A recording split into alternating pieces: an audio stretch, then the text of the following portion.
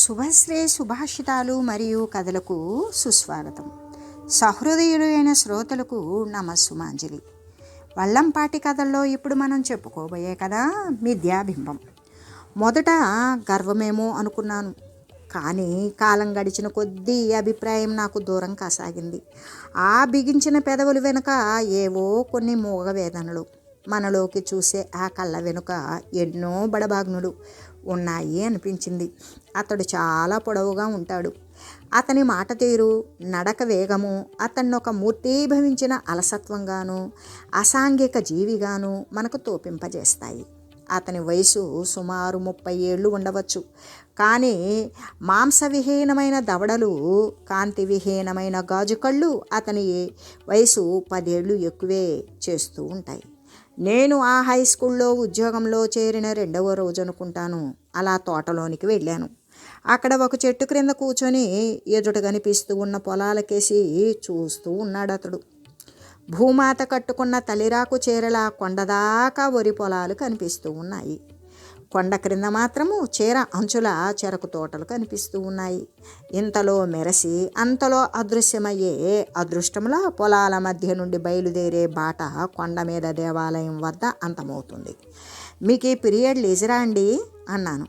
అవునండి అన్నాడు అతను లేస్తూ. ఇంకా గంట కొట్టలేదండి. జవాబు చెప్పకుండా వెళ్ళిపోయాడు అతను. నాకు చివుక్కుమనిపించింది. అతని ఏకాంతాన్ని భంగపరిచానేమోనని సమాధానపడ్డాను. కానీ అతని ఈ వింత ప్రవర్తనకు ఆశ్చర్యపోయాను. ఆ రోజు రాత్రి పడుకోబోయే ముందు మధుసూదనానికి ఉదంతం అంతా చెప్పాను.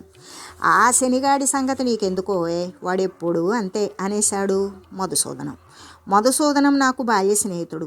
ఈ ఊళ్ళో నాకున్న ఒకే ఒక స్నేహితుడు. అసలు వాడిక్కడున్నాడని తెలిసే నేను ఈ ఊరికి వచ్చాను. వాడి భార్య పుట్టింటికి వెళ్ళింది కాబట్టి నేను కుటుంబాన్ని పిలుచుకుని వచ్చేదాకా వాడి ఇంట్లోనే నా మకాం. వాడిది ఒక ప్రత్యేకమైన వ్యక్తిత్వం. కొండ మీద పడితే గోటితో మీటేయగలనన్న విశ్వాసం ఉంది వాడికి. కానీ ఒకటి మాత్రం నిజం, వాడు పరిస్థితులకు లొంగడు. వాటిని అతి తేలిగ్గా వ్యాఖ్యానిస్తూ తనకు అనుకూలంగా త్రిప్పుకోవడంలో సమర్థుడు. అది కాదో అతగాడికి ఏమైనా గర్వమా? మరేమిటనుకున్నావు? ఎవరితో మాట్లాడడు, కనీసం నాతో కూడా మాట్లాడడు. సాయంకాలం ఆటలకు కూడా రాడు. అలా అందరితోనూ కలిసి తిరిగితే ఆయన గారి డిగ్రీకి నామర్థ అనుకుంటున్నాడు కాబోలు అన్నాడు మధుసూదనం. నిజమే, కాకుంటే అతనేదో నిర్వికల్ప సమాధిలో ఉన్నట్లు కూర్చోవడమేమిటి, నేను వెళ్ళి పలకరించగానే ధ్యానభంగమైనట్లు లేచి వెళ్ళిపోవడమేమిటి? రోజులు గడుస్తూ ఉన్నాయి. అతను అలాగా వేలకు బడికి రావడం, గంట కొట్టగానే వెళ్ళిపోవడం, విశ్రాంతి సమయాలలో తోటలో కూర్చొని దూరాల నుండి వచ్చి ఒక చోట చేరి ఒక ఆకృతి ధరించి అంతలోనే విడిపోతూ జీవితాన్ని వ్యాఖ్యానిస్తూ ఉన్న మేఘాలను, లేక బడి వద్ద నుండి కొండదాకా పరుచుకొని కొండ అడుగులోకి అదృశ్యమయ్యే వరి పొలాలను చూస్తూ గడుపుతున్నాడు రోజుల్ని. మధుసూదనం మాటల్ని ఆనాడు విశ్వసించాను. కానీ ఆలోచించేసరికి వాడి నిర్వచనం నిలబడలేకపోయింది. గర్వం ఉన్నవారిలో నలుగురితోనూ కలిసిమెలిసి ఉండని వారు చాలా తక్కువ. అలాంటి వారు ఇతరులతో మాట్లాడినంతసేపు తమ గొప్పదనాన్ని ప్రతి కదలికలోనూ వ్యక్తం చేస్తారు. కానీ ఇతనిలో అలాంటి ప్రవర్తన కనబడదు. అసలు ఇతరులతో మాట్లాడడు. మనమై మాట్లాడిస్తే ప్రశ్నకు జవాబుగా తప్పుకుంటాడు. తన గొప్పదనాన్ని ప్రకటించుకోడు. అందువల్ల అతను గర్వి అన్న అభిప్రాయం నాలో నుండి తప్పుకున్నది. ఒకరోజు హెడ్ మాస్టర్ గారు అతని కోసం వెతుకుతున్నారు. తోటలో ఉంటారేమోనండి అన్నాను. ఓ అవును మునాఫ్, తోటలో ప్రభాకరం గారు ఉంటారు, కాస్త పిలు అన్నారు జవానుతో. ఆయన తిడతారు సాబ్ అన్నాడు మునాఫ్ జంకుతూ. నేనటే వెళ్తున్నాను, పిలుస్తానులేండి అన్నాను. థ్యాంక్స్ అన్నారు హెడ్ మాస్టర్. తోటలోకి వెళ్ళాను. ప్రభాకరం తన మామూలు చోటే కూర్చొని వరి పొలాలకేసి చూస్తూ ఉన్నారు. ప్రభాకరం గారు పిలిచాను. ఎవరు? ఓ మీరా, లేవబోయాడు. కూర్చోండి, లేజరేగా. అయిష్టంగా కూర్చున్నాడు. అతని కళ్ళు నన్ను చూడడం లేదు, నాలోకి చూస్తున్నాయి. ఏమిటలా చూస్తున్నారు? ప్రభాకరం కాస్త కలవరపడ్డాడు. అబ్బే ఏమీ లేదు, ఆ పొలాలకేసి వెతుకుపోయిన తీగ కాలికే తగిలింది అవి మామూలు వరి పొలాలే కదండి అన్నాను కాస్త చనువు సంపాదించాలి అనే ఉద్దేశంతో. ప్రభాకరం ఒక్కసారి దీర్ఘంగా నిట్టూర్చి చెప్పడం ప్రారంభించాడు. అవును, కానీ అవి కోతకొచ్చాయి. మరి 4 రోజుల్లో కోసేస్తారు. అప్పుడు ఇక్కడ నుండి కొండదాకా భూమి నగ్నంగా కనిపిస్తుంది. విచారంగా ఉంటుంది. ఎవరినో ఆప్తుల్ని పోగొట్టుకోబోతూ ఉన్నట్లుగా అతని ముఖము విచారంగా ఉంది. పొలం అన్న తర్వాత కోతకు రాకుండా ఉంటుందా? కొయ్యకుండా ఉంటారా? అసలు పొలాల కోతలు సంతోషజనకాలే కదండి. మనిషి అన్న తర్వాత చావటము తథ్యమే కదా. అలాంటప్పుడు ఎందుకు ఏడవాలి? వారు ఆప్తులు కనుక. మీకు మీ బంధువులు ఆప్తులు, నాకీ పొలాలు ఆప్తుల కన్నా అధికమైనవి అన్నాడు ప్రభాకరం. ఈ మాటల్లో అతని జీవితానికి సంబంధించిన రహస్యమేదో ధ్వనించింది. ఈ మాటే అతన్ని గూర్చి నేను ఆలోచించడానికి కారణమైంది. కానీ ఆ మాట వెనుక ధ్వనించిన అతని జీవిత రహస్యమేదో కాగితం మీద రాతలా కాకుండా నీటి మీద గీతలా అస్పష్టంగా ఉంది. మునాఫ్ వచ్చాడు. హెడ్ మాస్టర్ గారు పిలుస్తున్నారు అని హెచ్చరించాడు. ప్రభాకరం వెళ్ళిపోయాడు. అతను అలా మాట్లాడతాడేమో ఆ రాత్రి మధుసూదనాన్ని అడిగాను. అవును, అతనిది ప్రాంతం కాదు, కాస్త యాసగా మాట్లాడతాడు అన్నాడు మధుసూదనం చదువుతున్న సినిమా పత్రిక మీద నుంచి దృష్టి మరల్చకుండానే. కంట్లో పుల్ల పెట్టినట్లుగా వాడి జవాబుకి నాకు ఒళ్ళు మండుకొచ్చింది. కానీ వాడి సమాధానం నాలో ఒక ప్రశ్నను రేపింది. మరే ఊరు? ఈ లోకంలో ఈ ప్రశ్నకు జవాబు తెలిసిన మానవుడు ఒక్కడే ఉన్నాడు. అతన్ని అడుగు. ఎవరతను? ప్రభాకరం. పక్కపక్క నవ్వాడు మధుసూదనం. ఈసారి వాడి నిర్లక్ష్యం చూస్తే గోబ పేల్చేయాలన్నంత కోపం కూడా వచ్చింది. వాడి చేతిలోని పత్రిక లాగి విసిరేసి ప్రశ్నించాను. ఆ విషయం ఎందుకంత రహస్యంగా ఉంచాడు? అదేమిటి మహానుభావ, అన్ని రహస్యాలే. అతగాడు అందరితో కలిసి తిరిగితే కదా ఇవి తెలియడానికి. వాడి గర్వం. రాత్రంతా ఆలోచించాడు. ఒక వ్యక్తి సంఘానికి దూరంగా ఉండాలని ఉంటున్నాడు అంటే అతని జీవితంలో ఏదో ఇతరులకు తెలియకూడిన రహస్యం ఉండాలి. అతడు ఏకాంతంలో తప్ప జీవింపలేకపోవాలి.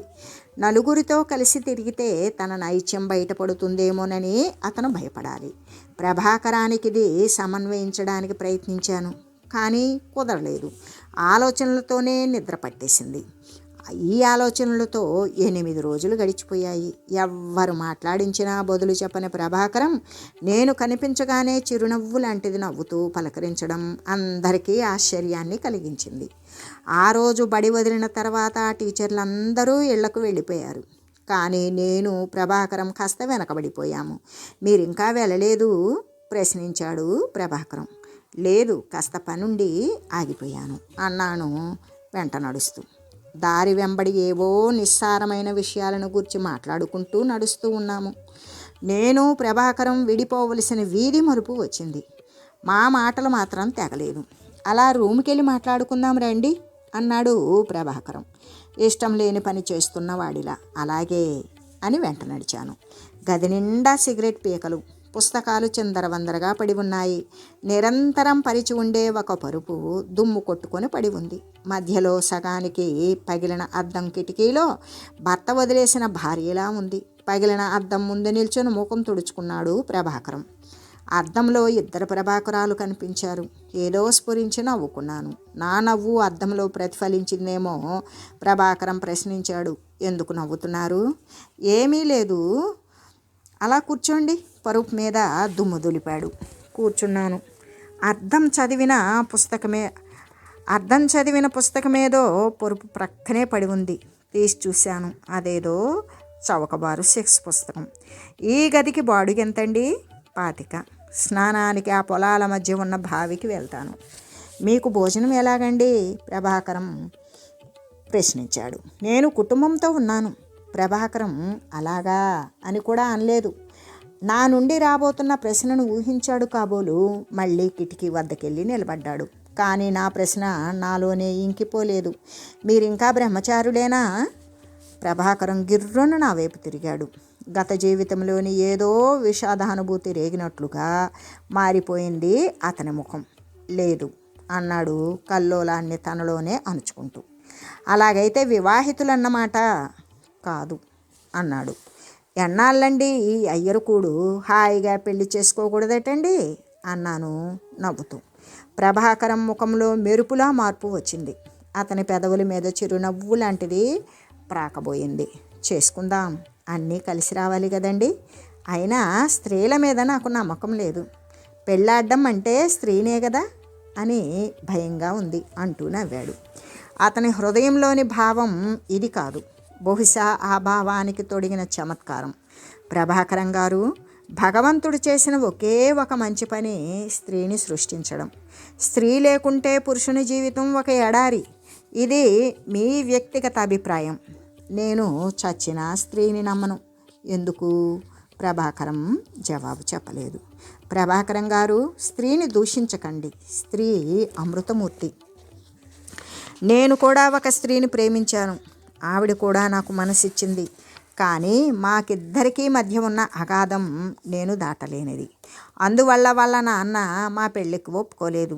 అందువల్ల అఘాతాన్ని ఆవిడే దాటి నన్ను చేరుకుంది. నేడు ఆవిడ నా ప్రేమలో తమ కష్టాలు మరిచిపోతోంది. నా వల్ల సాధ్యమైనంత పారవస్యాన్ని నటిస్తూ అన్నాను. ప్రభాకరం ముఖం అదో రకంగా ముడుచుకుంది. బహుశా నా కథను గూర్చి అతను ఆలోచిస్తుండాలి. కాసేపటి తర్వాత అన్నాడు, మీరు చెప్పే స్త్రీ స్త్రీ కాదు, ఎవరో దేవత. నేను చెప్పేది స్త్రీల సంగతి. తర్వాత నేను కూడా ఒక స్త్రీని కాదు, నన్ను కూడా ఒక స్త్రీ ప్రేమించింది. అవి కాలేజీ రోజులు. ఆవిడ ప్రతిదినం నాకు ఉత్తరాలు రాసేది. నేను తన ప్రేమను అంగీకరించకపోతే ఆత్మహత్య చేసుకుంటాను అనేది. కానీ నేను ఆవిడను ప్రేమించలేకపోయాను. ఆ విషయం ఆవిడికి తెలిపాను. ఆవిడకు తర్వాత వివాహం నిశ్చయమైంది. వివాహానికి ముందు నాకు ఉత్తరం రాసింది. తాను ఆత్మహత్య చేసుకోబోతున్నానని, అందుకు కారణం నేనేనని ఆ ఉత్తరాన్ని చించిపారేశాను. స్త్రీ ప్రేమ కోసం త్యాగం చేస్తుందంటే నమ్మలేకపోయాను.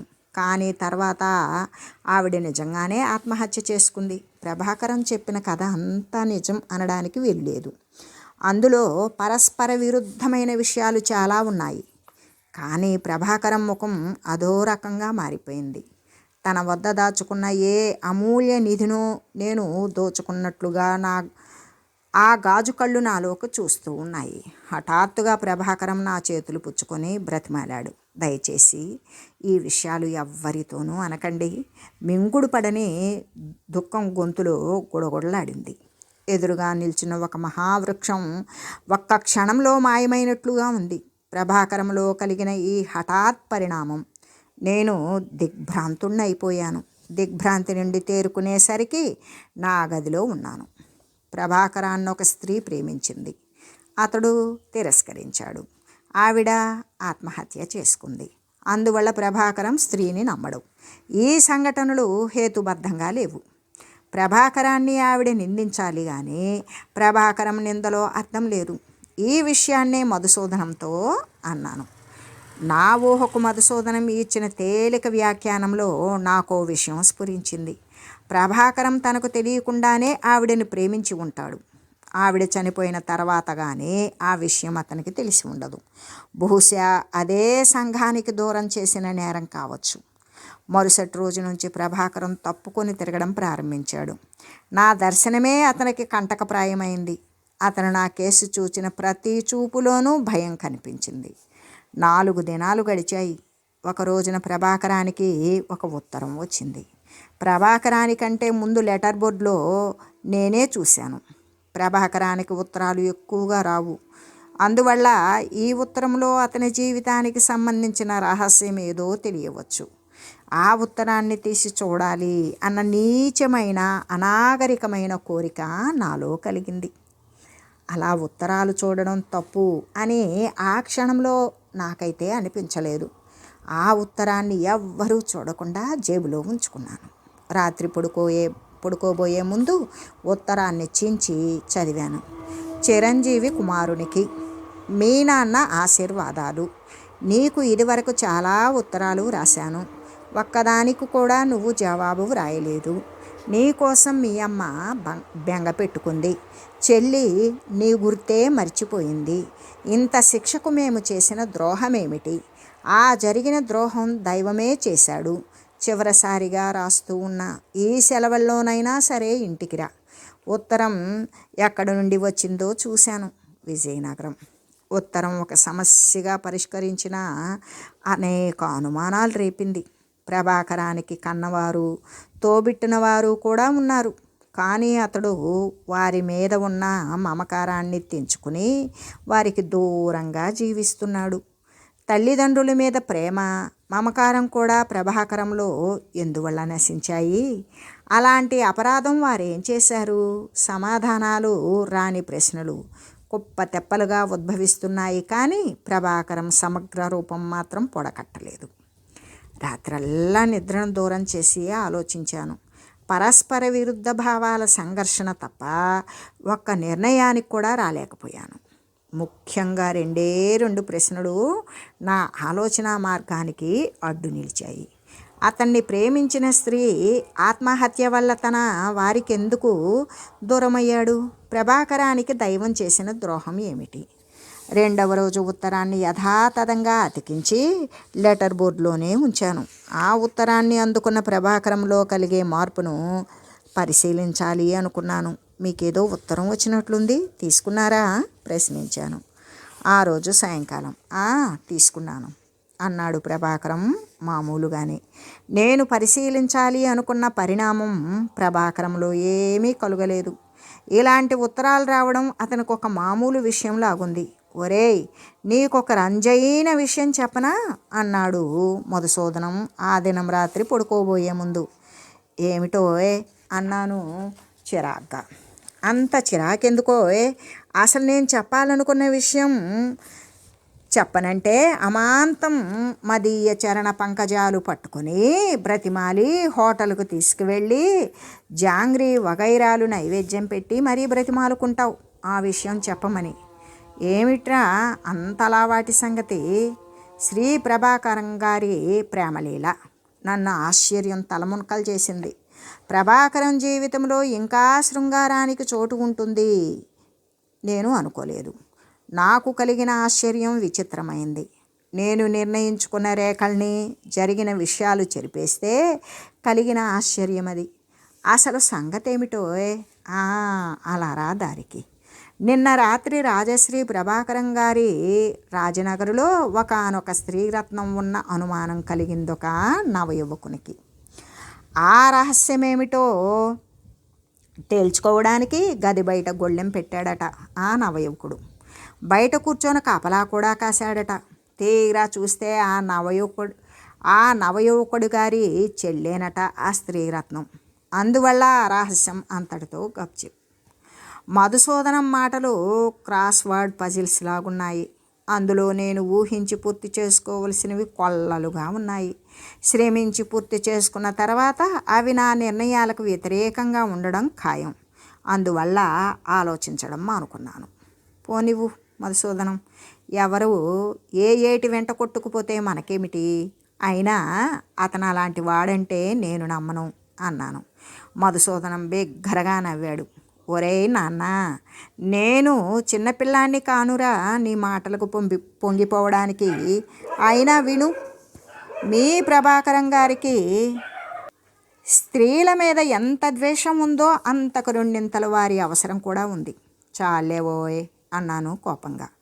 అందుకేరా నాలాంటి గొప్పవాళ్ళు అన్నారు, ప్రేమలో నమ్మకం ఉన్నవాడికి ప్రేమలోని విషాదం తెలుసు, ప్రేమలో నమ్మకం లేనివాడికి ప్రేమలోని మాధుర్యం తెలుసు అని. బిగ్గరగా నవ్వి దుప్పట కప్పుకున్నాడు మధుసూదనం. రోజులు గడుస్తూ ఉన్నాయి. ఒక రోజున హఠాత్తుగా మా అక్కయ్య దిగింది. ఆవిడ తిరుపతి కాలేజీలో లెక్చరర్. నన్ను చూడాలనిపించిందిట, వచ్చేసిందిట. ఆ రోజు రాత్రి ఇద్దరం సినిమాకి వెళ్ళాం. ఆ ఊళ్ళో ఒక చిరుగుల టెంటు ఉంది. అందులో నేను 7వ తరగతి చదివే రోజుల్లో చూసిన సినిమాలు ఆడుతుంటాయి. చరిత్ర చదువుకున్న అక్కయ్యకు పాత వస్తువులన్నా, అందరూ మరిచిపోయిన సంఘటనలు అన్నా చాలా ఇష్టం. మా అక్కయ్య ఆ చెత్త సినిమా చూచి తీరాలి అన్నది. వెళ్ళాము. సినిమా ప్రారంభమైన కాసేపటికి ప్రభాకరం వచ్చి మా ప్రక్కనే కూర్చున్నాడు. నేను పలకరించాను. ఓహో, అలాగా, సినిమాకి వచ్చారా అన్నాడు అక్కయ్య కేసి చూస్తూ. సినిమా చాలా అసభ్యంగా ఉంది. మధ్య మధ్య భూతుల్లాంటి నాటు రకం చలోక్తులు, అర్ధనగ్న నాట్యాలు విసుగెత్తించాయి. కానీ ప్రభాకరం చాలా ఉత్సాహంగా చూస్తూ ఉన్నాడు. ఎల్లప్పుడూ బిగించబడి ఉండే అతని పెదవులు కొద్దిగా విచ్చుకున్నాయి. మాంసం లేని బుగ్గల మీద చర్మం ముడతలు పడి ఉంది. ఇంటర్వెల్లో ప్రభాకరానికి అక్కయ్యను పరిచయం చేశాను. నమస్కారం అండి అన్నాడు ప్రభాకరం ఉత్సాహంగా. మళ్ళీ సినిమా ప్రారంభమైంది. సినిమా వదిలే వరకు ఇద్దరూ మాటల్లో పడ్డారు. అక్కయ్య ఒక గచ్చకాయల కుండ. మాట్లాడకుండా క్షణం కూడా ఉండలేదు. కానీ ప్రభాకరం కూడా అక్కతో సమానంగా మాట్లాడుతున్నాడు. పరస్పరం అభినందనలు, ఖండనలు నవ్వుతో కలిసి కర్ణపుటాలను చేరుతూ ఉన్నాయి. సినిమా వదిలారు. సెలవు తీసుకొని ప్రభాకరం వెళ్ళిపోయాడు. ఎవర్రా ఈ ద్విపాద జంతువు అన్నది అక్కయ్య. ఏం అలా చూస్తాడేం? ఎప్పుడు ఆడదాన్ని చూడలేదా ఏం? ఎలా చూస్తాడేమిటి? వికృతంగా నమిలి మింగేయాలన్నంత ఆశగా. పాపం అవివాహితుడు. అందుకు కారణం ఉంది. అతను అమ్మాయి ప్రేమించింది. అతడు తిరస్కరించాడు. ఆవిడ ఆత్మహత్య చేసుకుంది. ఆనాటి నుండి అతను స్త్రీ అంటే మండిపడతాడు. అది కాదురా చవట. అందుకు ఆవిడ ఇతన్ని నిందించాలి, కానీ ఇతనెందుకు ఆవిడని నిందించాలి? నే చెప్పనా అసలు విషయం? ఏ ఆడది ఇతగాన్ని ప్రేమించదు. స్త్రీకి నచ్చే గుణాలు ఇతనిలో లేవు. ఇది 4-5 ఏళ్ల నాటి సంగతి అన్నాను. 4-5 ఏళ్ళు కానీ 40 ఏళ్ళు కానీ నే చెప్పింది నిజం. వాడి ముఖం చూస్తే తెలియడం లేదు. శుద్ధదగా కోరు ముఖం. పాపం ఆ అమ్మాయికి అన్యాయం చేసుంటాడు. అందువల్ల ఆ అమ్మాయి ఏ బావిలోనో దూకుంటుంది. వీడు మాత్రం అలా చావకుండా పోతాడేమిటి? నేను జవాబు చెప్పడానికి ప్రయత్నం చేయలేదు. ఎందుకంటే మధుసూదనం అన్న మాటల్ని ఆవిడ ధ్రువపరిచింది. ప్రభాకరానికి స్త్రీ యొక్క అవసరం ఉంది. అది బహిర్గతం కాకుండా ఉండడానికి అతను తగిలించుకున్న ముసుగు స్త్రీ ద్వేషం. కొన్ని యథార్థాలు తర్కానికి నిలబడకపోవడంలో ఆశ్చర్యం లేదు. అంత మాత్రం చేత వాటిని నమ్మకపోవడానికి వీల్లేదు. ఇలా దినానికి ఒక క్రొత్త సంఘటన చూచి దినానికి ఒక క్రొత్త వార్త విని విభ్రాంతున్నయ్యేవాణ్ణి. ఈ సంఘటనలు, వార్తలు నన్ను మరింత కలవరి పెట్టాయే కానీ ప్రభాకరాన్ని అర్థం చేసుకోవడానికి ఏ విధంగానూ ఉపకరించలేదు. మరికొన్ని రోజులకు ప్రభాకరానికి ఒక ఉత్తరం వచ్చింది. నా అలవాటు ప్రకారం ఆ ఉత్తరాన్ని కూడా దొంగతనంగా చించి చదివాను. ఆ ఉత్తరం నాలో అంతకుముందున్న కరుడుగట్టిన ఆలోచనల్ని చెరిపేసింది. ప్రభాకరం లాంటి మిశ్రమ మనస్తత్వం గల వ్యక్తిని పరిశీలించడం సులభం కాదు అని నిరూపించింది. ఉత్తరం రాసిన ఆవిడ పేరు సీత. ఆవిడ ప్రభాకరం భార్య. తను చేసిన అపరాధాలు క్షమించమని ప్రార్థిస్తూ తను ఫలానా రోజున బయలుదేరి వస్తున్నానని రాసింది.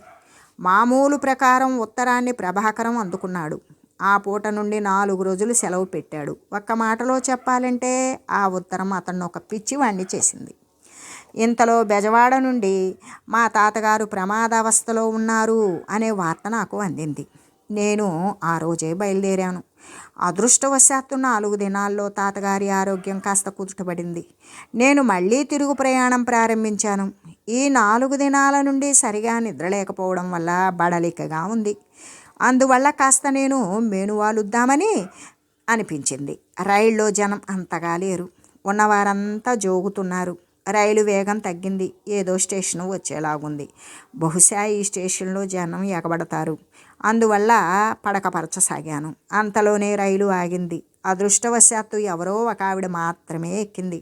చేతి సంచి మినహా మరేమీ సామాను కూడా లేదు.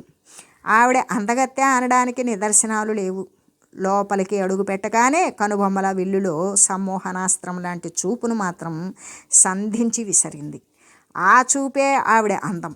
ఆ చూపే ఆవిడ జీవనాధారం కూడా కావచ్చు. ఎందుకైనా మంచిదని నిద్ర నటించడానికి ప్రయత్నించాను. నాకు మెలకువ వచ్చేసరికి రైలు ఏదో స్టేషన్లో ఆగి ఉంది. మెలకువ వచ్చినా ఇంకా మగత వదలలేదు. అలాగే మొత్తుగా వాచి కేసు చూసుకున్నాను. రాత్రి 3:30 ఉన్నట్లుండి ఆవిడ జ్ఞాపకం వచ్చింది. చుట్టూరా చూశాను. ఆవలి వైపు కిటికీలో నుండి ఆవిడ ఎవరితోనో మాట్లాడుతోంది. పెట్టలో ఎవ్వరూ లేరు. ప్లాట్ఫారం మీద దీపాలు అతని మీద వెలుగును ప్రసరింపజేస్తూ ఉన్నాయి. అల్లిన బనీను ప్రస్ఫుటంగా కనిపించే తెల్లని మల్లులాల్చి మధ్య పాపటి తీసి ఇరువైపులకు ఎగదువ్విన క్రాపింగు, కావురేసిపోయిన రెప్పల మధ్య నిప్పు కణికల్లాంటి కళ్ళు, నల్లబారిపోయిన పెదవులు. ఒకసారి అతన్ని చూస్తే జన్మలో మరువలేము. ఏడనే దిగు అంటున్నాడు అతను. ఊహూ అందావిడ. అబ్బోయ్, పతివర్తవయ్యావేంటి? చెట్లు విరిగి పడినట్లుగా నవ్వాడతను. ఆవిడ కళ్ళు తుడుచుకుంది. దిగమంటే ఏంటి వరస? క్షమించు, నేను దిగను, మరిచిపో. జవాబుగా అతను లోపలికొచ్చాడు. నేను నిద్ర నటిస్తూ గమనించాను. అతను ఆవిడ చేయి పట్టుకొని బలవంతంగా దింపబోయాడు. నా మాట విను, ఆవిడేమో చెప్పబోయింది. రేపెళ్దుగానిలే. చేయి పట్టుకొని బలవంతంగా దింపాడు అతడు. ఆవిడ విసుక్కుంటూ దిగింది. తృప్తిగా ఊపిరి పీల్చుకున్నాను. అందుకోవలసిన బస్సు తప్పిపోవడం వల్ల ఆలస్యంగా ఇల్లు చేరాను. బడికి ఆలస్యం అవుతుందేమోనని బడి వద్దనే బస్సు ఆపి దిగాను. బడి బజారులా ఉంది. ఒకటే అరుపులు, కేకలు. ప్రతి చెట్టు క్రింద జనం గుంపులు గుంపులుగా చేరి ఏదో విషయాన్ని తీవ్రంగా చర్చించుకుంటున్నారు. మధుసూదనం ఎదురయ్యాడు. ఏమిటో ఈ సంత? ఆత్రంగా ప్రశ్నించాను. సంత కాదు భయ్యా, వింత. నీకు బ్రహ్మాండమైన విషాద వార్త. ఏమిటి? మీ డియర్ ప్రభాకరం బాల్చీని తన్నేశాడు. అంటే నిన్నటి ఉదయం జలక్రీడలకని సరోవరానికి వెళ్ళిన శ్రీ ప్రభాకరం మహారాజులం గారు ప్రమాదవశాత్తు ఆ జలకన్యల కౌగిలిలో శాశ్వతంగా కన్నుమూశాడు. నా మెదడులోని రక్తనాళాలన్నీ ఒక్కసారిగా బ్రద్దలైనట్లుగా అయింది. నా తలలో 1000 అగ్నిపర్వతాలు ఒక్కసారిగా విచ్చుకున్నాయి. ఆ రోజు బడికి సెలవు వదిలారు. అందరం బావి దగ్గరకు వెళ్ళాము. అప్పటికే పోలీసులు శవాన్ని బయటికి తీశారు. అందరిలోకి చూచే ఆ గాజు కళ్ళు ఇంకా తెరుచుకునే ఉన్నాయి. కానీ జలచరాలు వాటిని తూట్లు పొడిచేశాయి. నిరంతరం బిగించి ఉండే ఆ పెదవులు ఇంకా బిగించబడే ఉన్నాయి. అవి విచ్చుకుంటే ప్రభాకరం అర్థమవుతాడేమో. అప్రయత్నంగా నా కళ్ళలో 2 కన్నీటి బిందువులు నిలిచాయి.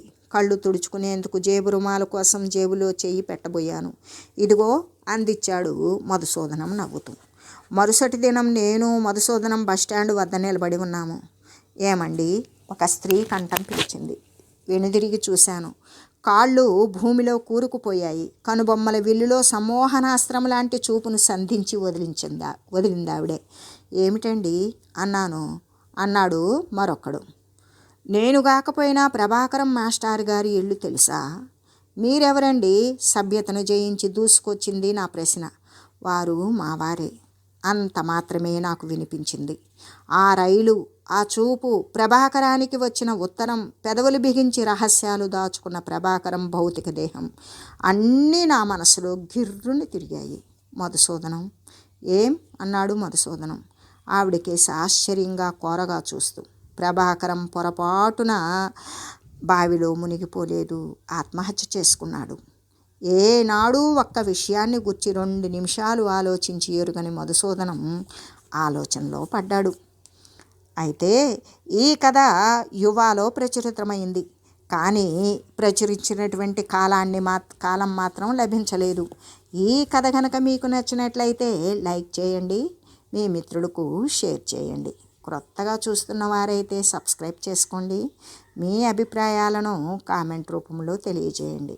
నమస్తే అండి, ధన్యవాదాలు.